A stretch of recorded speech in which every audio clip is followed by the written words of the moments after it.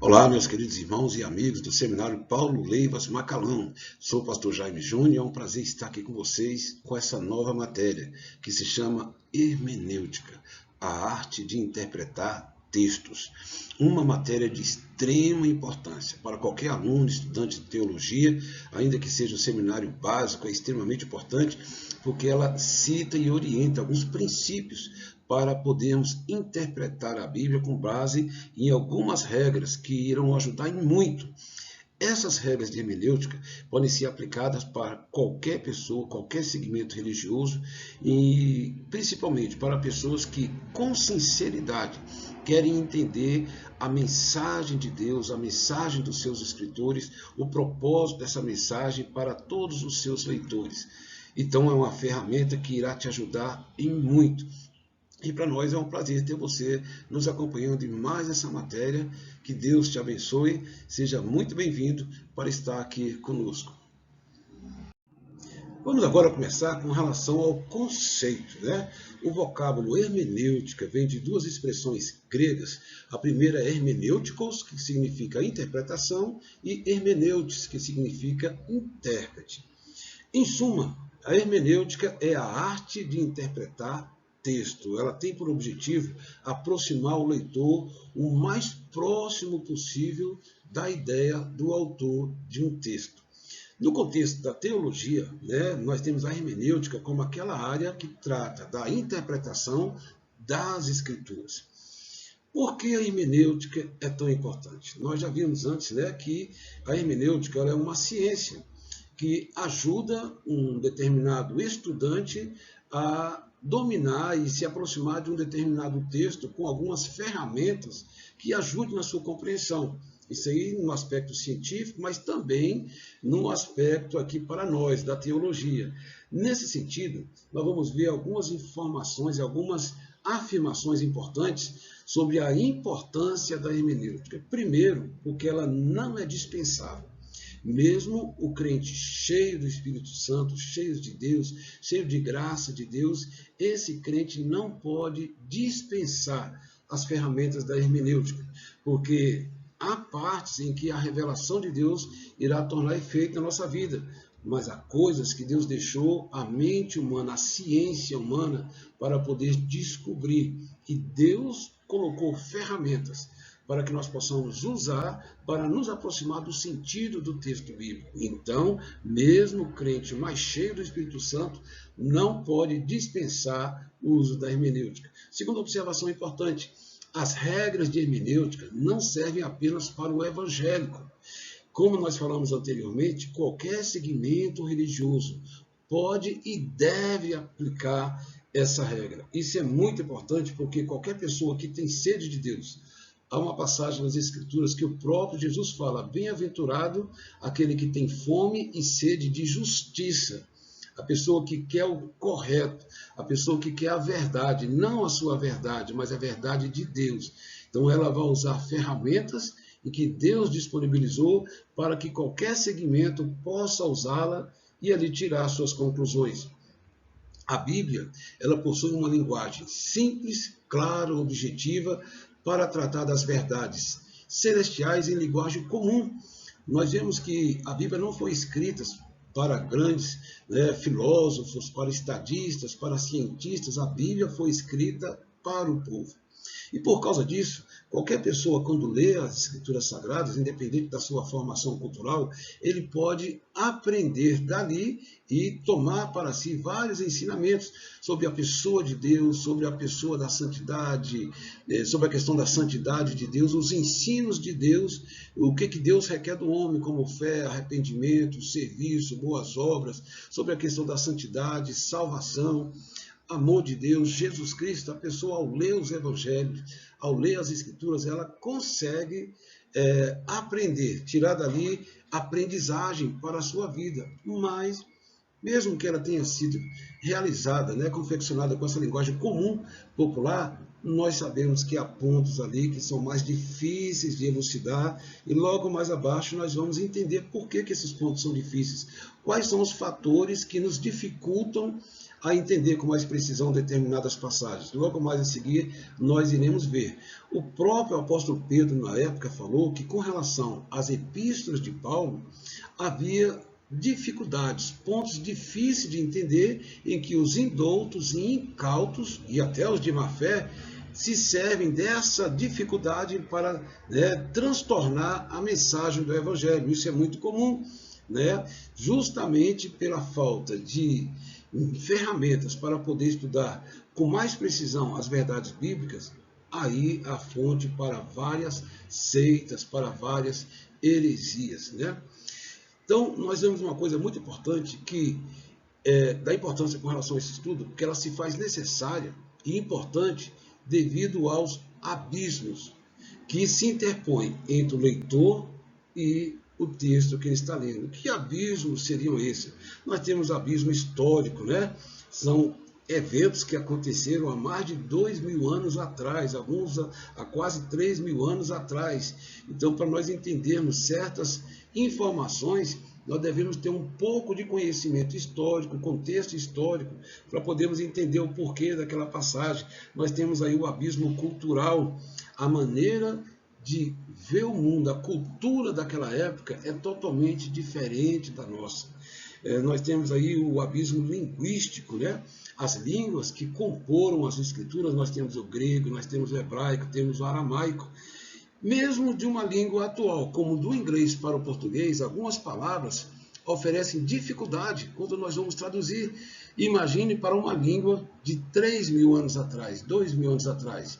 Então, sempre vai haver uma certa dificuldade de traduzir com precisão a ideia do autor, tendo em vista as variantes linguísticas. Isso é extremamente importante, nós devemos levar em conta quando nós estivermos lendo a nossa. Um outro fator muito importante para considerarmos quando estivermos lendo as Escrituras, estudando e procurando entender, é entender a questão tanto cultural como de cosmovisão. A cosmovisão é como um determinado grupo, etnia, povo, vê o mundo, quais são os valores presentes naquela comunidade.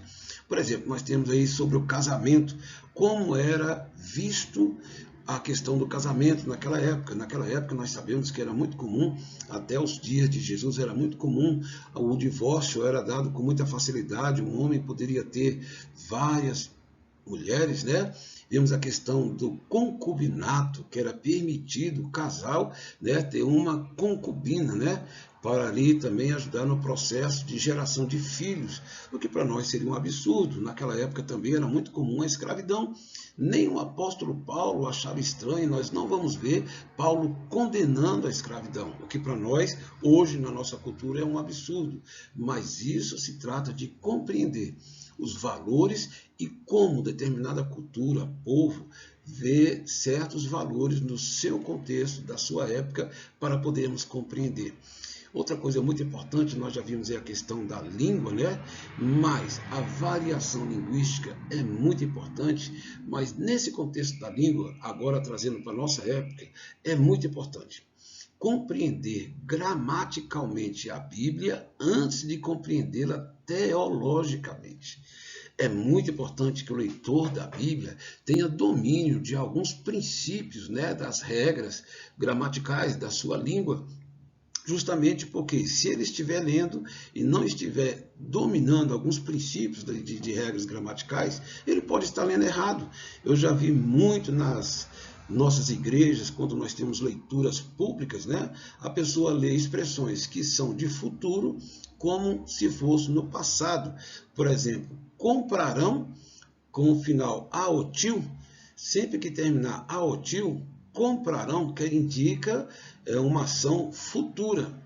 Mas muitas pessoas lê essa palavra como se fosse no passado, compraram, ou então até vice-versa. São princípios de português que podem modificar o entendimento de um texto. Então é muito importante que o estudante das Escrituras Sagradas procure ter conhecimento básico da gramática da sua língua. E uma coisa muito importante, não presumir que a Bíblia aprova tudo que nela está registrado. Não é porque Deus né? Apesar da mentira, vamos supor, de Jacó, mentira de Davi, que também aconteceu isso, que Deus aprova a mentira. Então, nem tudo que na Bíblia está escrito tem a aprovação de Deus. Ali a Bíblia é um registro de situações, e há muitas situações, mesmo entre homens e mulheres de Deus, que Deus não aprovaria. Mas a Bíblia registra, e essa é uma das qualidades da Bíblia Sagrada. Ela não omite, ela não oculta nenhum erro de todos os seus personagens. Mesmo os mais nobres, os grandes homens e mulheres de Deus, está registrado nas Escrituras. Mas aquele registro não é para nos encorajar a fazer o mesmo erro, mas fica escrito para nossa advertência. Vamos dar início, então, ao nosso estudo, acerca das regras ou princípios para a interpretação das Escrituras. A primeira grande regra é a regra básica, inclusive faz parte até dos fundamentos da reforma. A regra geral de interpretação das Escrituras é: a Escritura é explicada pela própria Escritura. A Bíblia contém a sua própria interpretação. Isso é extremamente importante quando nós adotamos esse princípio, esse fundamento de que a Bíblia que explica a própria Bíblia, porque faz com que nós não busquemos outras fontes, outras inspirações ou pessoas que se dizem iluminadas para poder trazer uma determinada interpretação que foge ao contexto geral das Escrituras. Essa regra tem o seu valor porque ela deixa claro que passagens obscuras na Bíblia podem ser esclarecidas por outras passagens que são correlatas ou por algum outro contexto que possa dar uma luz maior com relação àquele ponto obscuro. Graças a Deus, isso está efetivamente comprovado. Grandes dificuldades encontradas em determinadas passagens foram contornadas por outras passagens da Bíblia. E você vai observar que quando nós analisarmos alguns princípios aqui, isso torna mais fluido nós entendermos determinadas questões. O importante é nós aplicarmos algumas regras importantes. E eu repito, essas regras não visam privilegiar nenhum segmento, pelo contrário. Até o segmento mais ortodoxo, a minha igreja, ou qualquer outra igreja, ela deve ela deve se submeter a essas regras, porque ela procuram trazer à luz o que a própria Escritura está dizendo com relação aos vários assuntos. Então, a primeira regra geral é: a Bíblia explica ou ela contém a sua própria interpretação. O apóstolo Pedro diz em 2 Pedro, capítulo 1, versículo 20, que a Bíblia não é de particular interpretação. E isso reforça mais ainda essa ideia. Aquela expressão tão famosa, eu acho que deve ser entendido assim, ou aquela explicação que diz: olha, cada um lê da sua maneira e faz a sua aplicação. Isso não é possível para a Bíblia, porque a Bíblia é a carta de Deus, e Deus não aceita que ele envie uma mensagem e cada um lê da sua maneira. Aquela mensagem foi escrita, foi disponibilizada por um ser inteligente, que tinha algo em mente quando idealizou aquela mensagem. Então há uma vontade central, uma verdade central, e nós não podemos desvirtuar essa verdade central com pretensões de que cada um entende da sua maneira.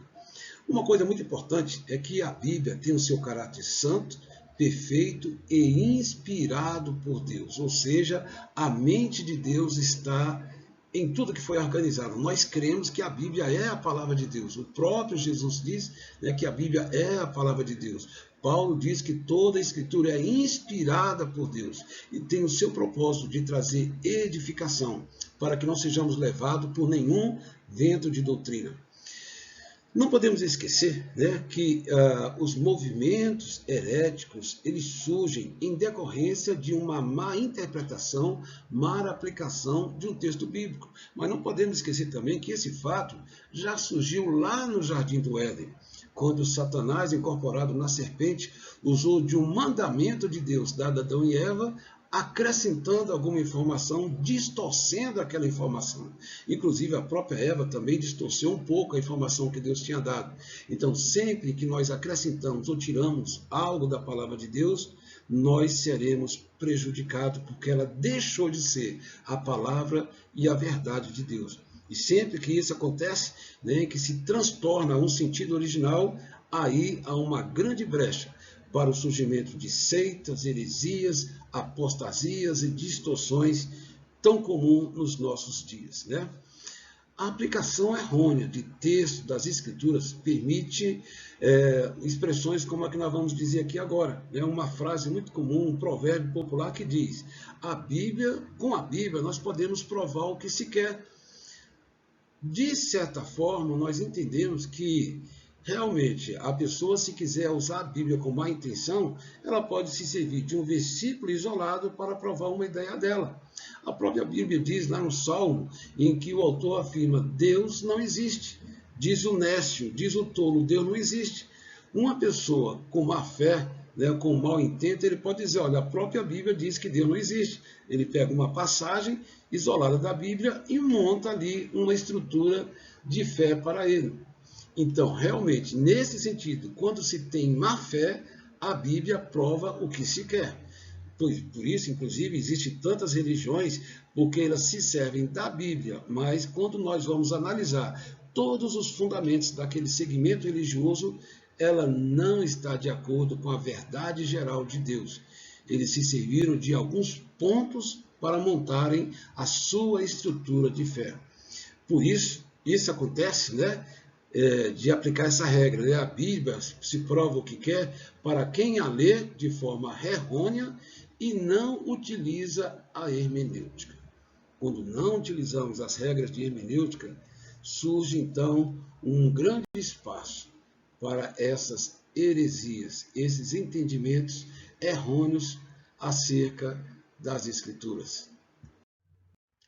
Temos agora uma segunda regra que é extremamente importante e irá nos ajudar na compreensão de um texto. A segunda regra diz: as palavras devem ser tomadas no sentido que indica o conjunto da frase.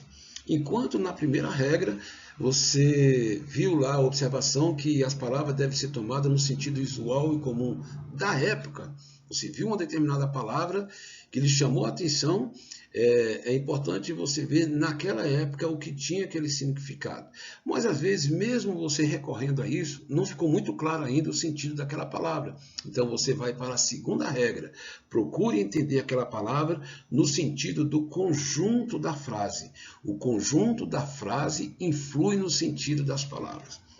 Isso porque as palavras podem variar de sentido segundo uma frase ou um argumento que ocorre, devendo-se averiguar e determinar sempre qual que é o pensamento especial do escritor que ele se propõe a expressar. Muitas vezes você vai entender isso no contexto de uma frase. Vamos ver alguns exemplos aqui que isso nos ajudará a compreender. Por exemplo, a palavra fé. A palavra fé, em sentido geral, ela quer dizer confiança. Nós temos lá em Hebreus, capítulo 11, que diz assim: sem fé é impossível agradar a Deus, ou seja, sem se confiar em Deus. Então, fé tem um sentido de confiança. Mas em Gálatas, capítulo 1, versículo 23, nós vamos ver a expressão: agora, Paulo, prega a fé que outrora perseguia. Nesse sentido, a palavra fé não quer dizer confiança, mas quer dizer crença ou doutrina, varia o sentido. Temos o segundo e muito comum, que é importante nós trazermos a observação, uma palavra simples, a palavra dormir. A palavra dormir, ela quer dizer, no seu sentido original, descansar.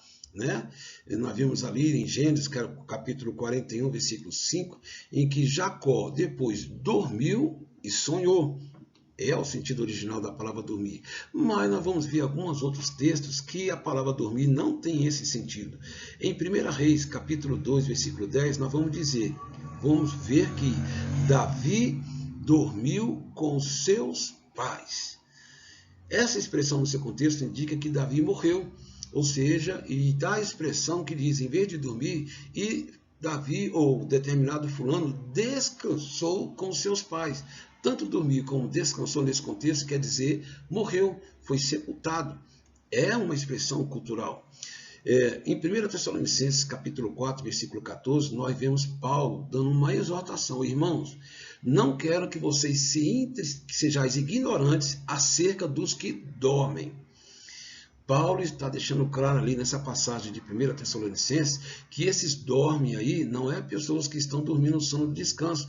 O contexto indica que dormir ali são os que morreram. Não quero que vocês se entristeçam e sejam ignorantes acerca da situação dos que estão dormindo, ou seja, dos que morreram em Cristo. Isso é muito importante nós entendermos. O sentido da palavra, o indicativo vai ser o contexto da frase que vai explicar melhor essa situação. Por fim, nós temos o exemplo, por exemplo, da parte alma, né? Da palavra alma. A palavra alma, a princípio, ela representa a parte imaterial do homem que expressa sopro de vida.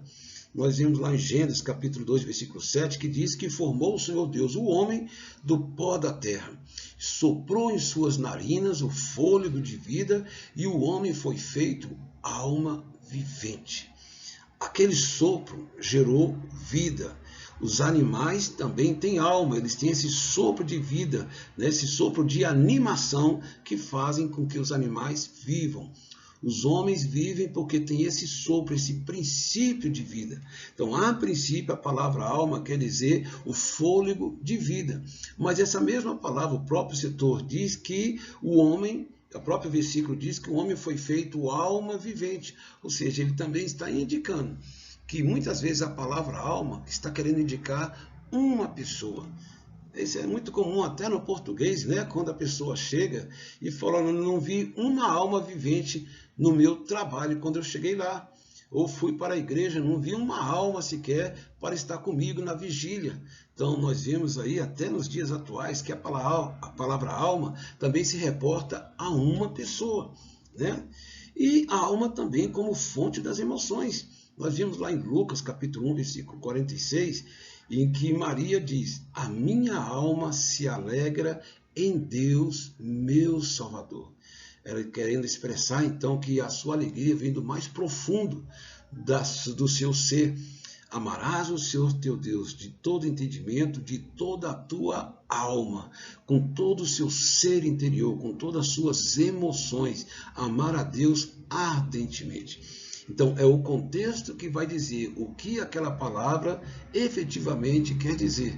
É uma segunda regra muito importante. Primeira regra, as palavras devem ser entendidas no sentido usual e comum. Não ficou muito claro ainda? Aplique a segunda regra. As palavras devem ser entendidas, procurar ser entendida no contexto da frase. Daquela frase pode ser que ela dê o sentido que aquela palavra tem, dependendo daquele contexto. Mas vamos agora à nossa terceira regra. A terceira regra diz, é necessário tomar as palavras no sentido indicado no contexto, a saber, versículos que precedem e seguem ao texto que se estuda. Você deve ter observado que nós estamos mexendo com palavras. Todo texto começa com palavras, um conjunto de palavras forma uma frase, uma oração. Um conjunto de frases nas escrituras, que são versículos, né? Um conjunto de versículos formam um capítulo, um texto. Então nós estamos ampliando. Começamos com palavra, a palavra deve ser entendida no seu sentido usual e comum. Depois nós começamos agora a segunda regra, as palavras devem ser entendidas de acordo com a frase. E agora estamos indo para uma terceira regra, caso aquela passagem não esteja ficando muito clara. A terceira regra diz que as palavras devem ser entendidas no sentido do texto. Isso é muito importante. Isso ocorre porque muitas vezes uma frase ou um versículo não oferece uma compreensão a não ser pela análise do contexto ao qual ele foi expresso. Vendo então os versículos antes e depois para procurar aclarar a ideia do autor. O contexto esclarece o significado de palavras obscuras. Vamos tomar um exemplo da passagem que tem lá em Efésios, capítulo 3, versículo 4, quando Paulo diz, quando vocês lerem, podeis compreender o meu discernimento do mistério de Cristo. E uma pessoa poderia dizer, né, nós temos aí seitas gnósticas, né, que falam de um conhecimento secreto, podiam pegar esse versículo para dizer, está vendo como realmente há um mistério para algumas pessoas só e não para todo mundo? Mas Paulo, quando diz que vocês podem compreender, né, o meu discernimento do mistério com Cristo, um versículo abaixo vai dar a explicação o que Paulo queria dizer com esse mistério. Está lá no versículo 6, ele diz: a saber que os gentios são co-herdeiros e de um mesmo corpo e participantes da promessa em Cristo pelo Evangelho. O mistério que Paulo está falando aí não é nada de oculto. O que Paulo está querendo dizer é que ele descobriu que o Evangelho e as bênçãos do Evangelho, todas as promessas de Deus no Evangelho, incluiu os gentios. E não só agora os judeus, eles são os beneficiários da promessa de Deus. O mistério que estava oculto é que Deus ia trabalhar de tal maneira para que todos os homens, em todos os lugares, por meio da sua fé em Cristo, passem a ser herdeiros de Deus, participantes da mesma promessa. Esse é o mistério que Paulo estava falando. Por isso que é importante, né, não nos deixarmos levar por textos isolados. Outra passagem que nós temos aí, por exemplo, é Jesus, né, com relação ao vinho, quando Jesus disse, né, lá na última ceia: esse pão é o meu corpo que é dado por vós, e esse vinho, né, é o meu sangue que é dado por vós. Dá a ideia, por exemplo, de que aquele vinho, aquele sangue, ou aquele pão, quando Jesus disse que é o meu corpo que é dado por vós, dá a ideia, né, como o catolicismo romano faz, de que o pão vai se transformar numa forma mística, embutida, no corpo de Cristo. Mas Jesus não disse isso. Jesus, muito logo depois, ele falou, depois de ministrar esses dois elementos, o pão e o vinho, depois ele diz: olha, eu não vou tomar mais esse suco da videira até que eu tome novo no reino do meu Pai.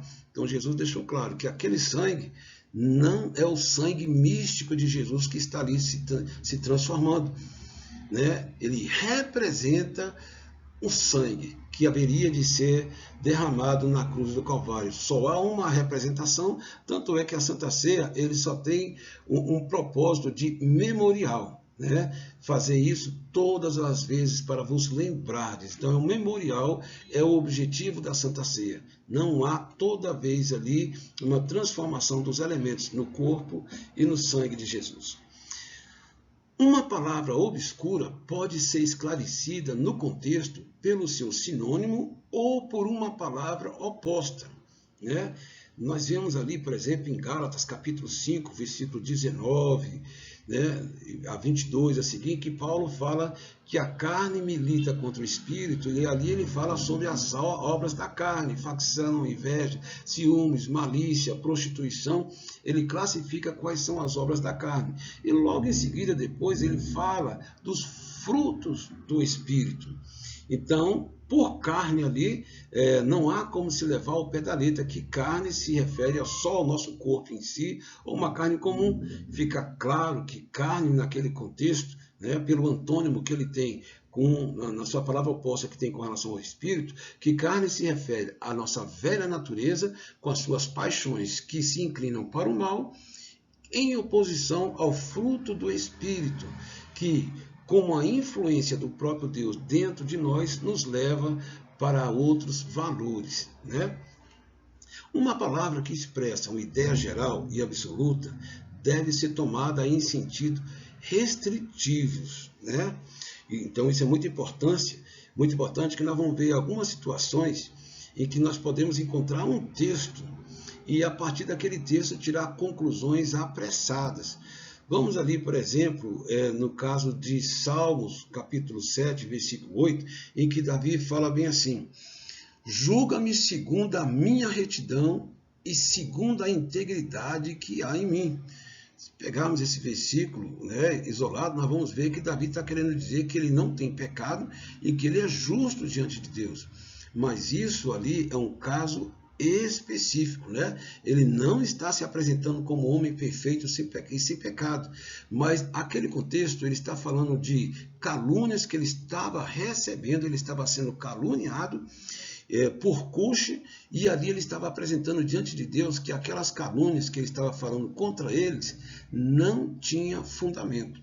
Então, é nesse contexto. Então, é muito importante nós pegarmos palavras e expressões que às vezes têm um sentido próprio para aquele texto, não para aplicar em outros sentidos ou tirarmos conclusões que o contexto geral das Escrituras não podem aprovar, né?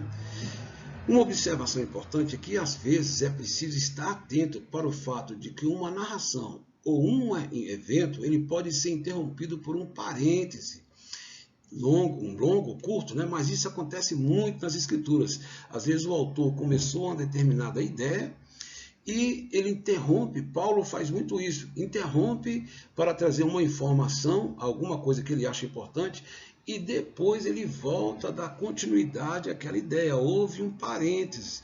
Então você não pode tirar conclusões só dos primeiros 4 versículos, vamos supor, né, sem avaliar os demais versículos que é citado um pouquinho mais na frente, mesmo que não seja um versículo imediato. Então, essa análise, né, com relação ao contexto é muito importante. E devemos lembrar que, para entender um contexto, o significado de um texto, ou de uma expressão dentro de um contexto, não podemos esquecer que naquela época as escrituras não eram separadas por versículos e capítulos como nós temos hoje.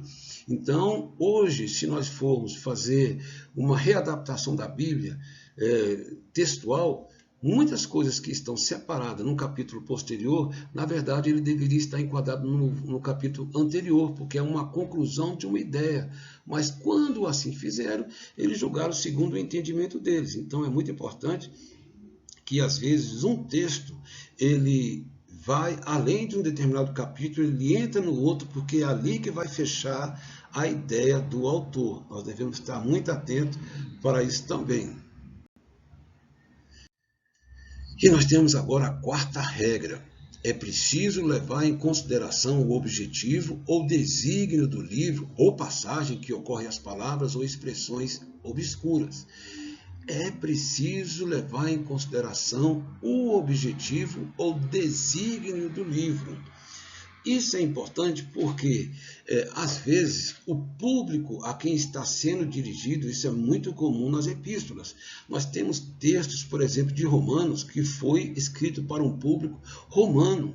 Mas nós temos, por exemplo, um texto de Hebreus, que foi escrito para um público judeu. Colossenses, né, também tem essa particularidade. O que eu quero dizer é que muitas vezes nós temos que estar atento para quem é endereçado aquela mensagem, para entender então o propósito do autor. E por causa disso, às vezes nós podemos ver que um texto ou uma palavra que é encontrada naquele texto pode ser encontrada em outra carta, outra epístola, mas com um sentido diferenciado, e aparentemente se trata de uma contradição.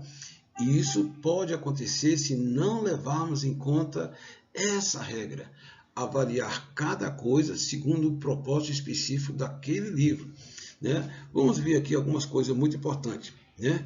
Nós temos aqui que cada livro ou as escrituras têm o seu propósito geral. Quando nós lemos lá, por exemplo, em 2 Timóteo, capítulo 3, versículo 16 e 17, nós vemos o propósito ou desígnio geral das Escrituras, né? Toda a Escritura é inspirada por Deus, querendo o aperfeiçoamento, né?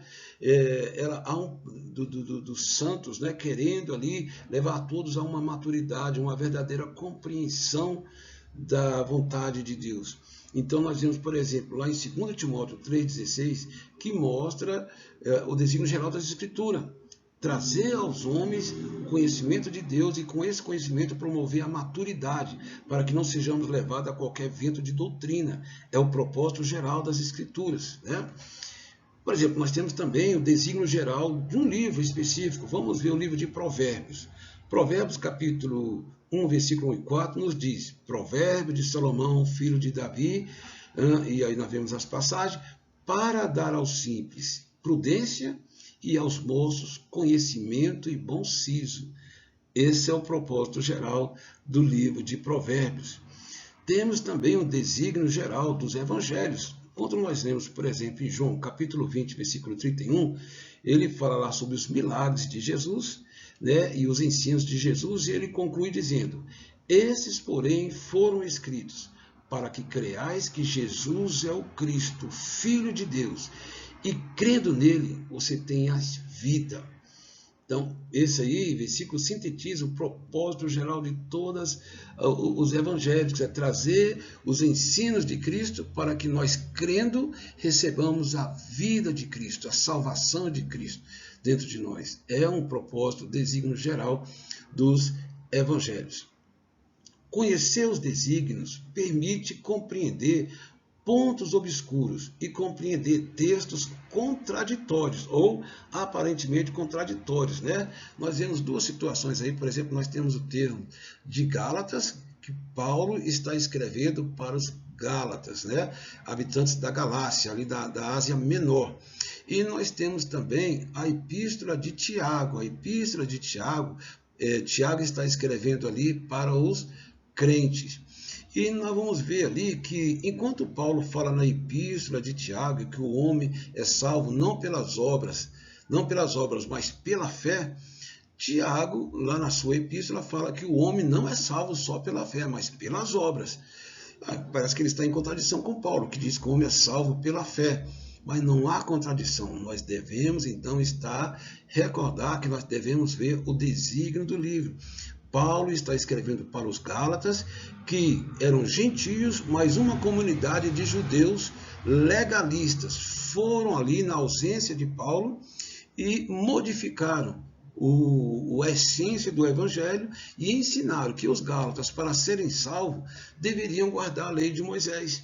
Então começaram a guardar sábado, começaram a ter a questão dos alimentos, também reserva em comer determinado alimento. Vários preceitos do judaísmo eles estavam guardando. E Paulo, então, se serve dessa epístola para dizer que pela lei ninguém vai ser salvo, mas pela fé em Jesus Cristo. Ele quer valorizar a fé em Cristo Jesus. E já Tiago está escrevendo para crentes, em que ele observou que esses crentes estavam sendo negligentes com relação a produzir boas obras, frutos de arrependimento. Então, Tiago está advertendo, olha, se você tiver fé, mas não tiver as obras que correspondem à sua fé, essa sua fé não vai te salvar. A verdadeira fé produz boas obras. Então, nós vemos uma contradição que ela desaparece quando levamos em conta o desígnio do livro. Paulo estava falando para os Gálatas que confiavam na lei judaica para a justificação diante de Deus. E Tiago estava escrevendo para crentes que confiavam na sua fé para justificar diante de Deus, mas sem as obras correspondentes de um filho de Deus. Temos aí, algumas sugestões de livros que vão te ajudar muito a você compreender a mensagem de Deus, e nós recomendamos que você compre. Por exemplo, nós temos aí esses livros aí, Viagem pela Bíblia, Enciclopédia da Vida, Lugares e Costumes Bíblicos. São livros muito importantes para entendermos o contexto histórico, a cultura da época, e com base nisso vamos entender determinadas passagens bíblicas, Temos livros históricos aí, que, por exemplo, a história dos Hebreus, a história eclesiástica, a história de como a igreja se desenvolveu. São muito importantes para nós. Procure entender a Bíblia, procure ter ferramentas, porque você compreendendo, você vai ser um bom despenseiro de Deus, que a muitos irá ajudar para compreender a verdadeira essência da mensagem das Escrituras Sagradas. E assim, meus amigos, nós terminamos aqui esse primeiro bloco de estudos, a nossa primeira aula dentro de hermenêutica. São informações básicas, fundamentais, para que possamos buscar, compreender o contexto e a mensagem da Bíblia para nós. A Bíblia, como já dissemos, não é de particular interpretação.